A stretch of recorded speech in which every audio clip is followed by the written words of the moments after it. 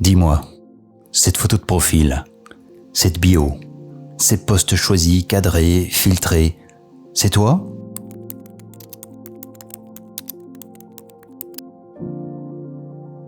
Parce que ce n'est pas la même chose. Et la différence entre les deux, c'est peut-être la question la plus importante que tu puisses te poser en 2026.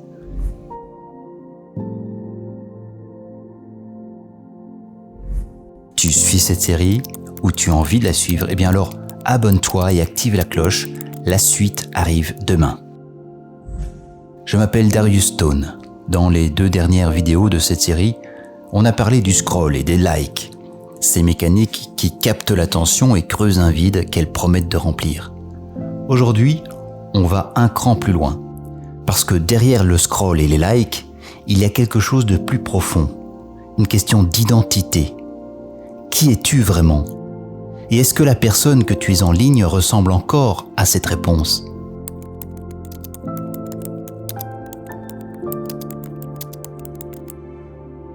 Réfléchis à ce que tu fais quand tu prépares une publication.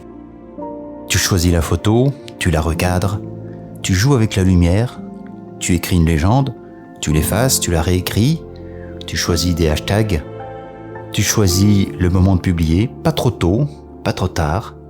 Ce n'est pas une mauvaise chose en soi. Toute communication est une mise en forme. Quand tu t'habilles le matin, tu choisis aussi ce que tu montres. Mais sur les réseaux, cette mise en forme ne s'arrête jamais. Elle est permanente, publique et surtout, elle est cumulative. Post après post, tu as construit quelque chose. Un personnage cohérent, un fil narratif, une image de toi qui tient, qui plaît, qui performe.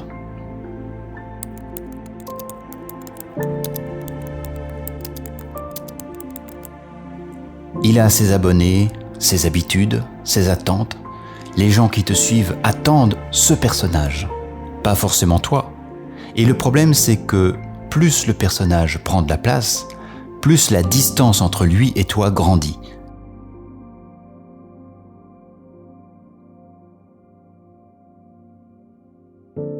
Il y a un terme pour cela en psychologie, c'est la dissonance identitaire.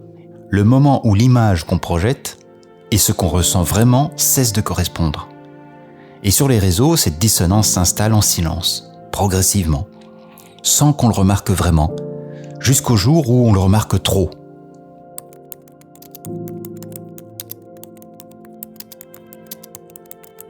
Ça commence souvent petit.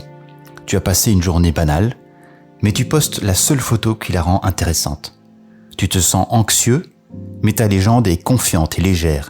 Tu doutes de toi, mais ton profil dégage de l'assurance. Chacun de ces choix est compréhensible, normal, humain même. Mais additionné sur des mois, sur des années, il creuse un écart.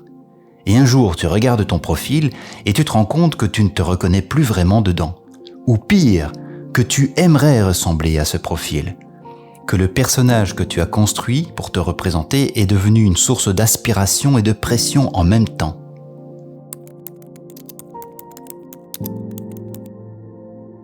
Ce qu'on ne mesure pas assez, c'est le coût de cet écart. Pas le coût en temps, on en a parlé, le coût en énergie.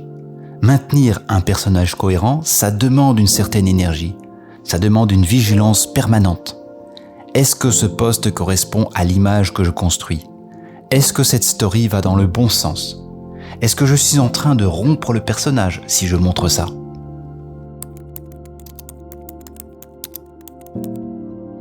Et cette énergie dépensée à gérer l'image, c'est de l'énergie qu'on ne met pas ailleurs. Dans des relations vraies, dans des projets qui comptent, dans le simple fait d'être présent à sa propre vie sans se demander si elle serait bien photographiée. Il y a aussi quelque chose de plus intime. Quand on passe beaucoup de temps à construire et entretenir un personnage en ligne, on peut finir par perdre le contact avec ce qu'on pense vraiment. Pas ce qu'on est censé penser, pas ce qui fait bien dans la légende, ce qu'on pense dans le silence quand personne ne regarde.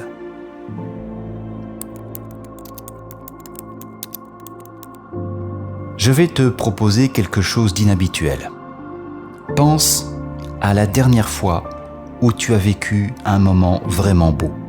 Un repas, une conversation, un coucher de soleil, un fou rire. Est-ce que ta première réaction a été de le vivre ou de le photographier ? Ce réflexe de documenter avant de vivre, c'est le signe que le personnage a pris le dessus, que l'expérience vaut moins que sa représentation. Et je ne dis pas ça pour juger, je le dis parce que c'est une perte réelle, une perte de quelque chose que les algorithmes ne peuvent pas te prendre. La capacité à être dans un moment sans en être simultanément le spectateur.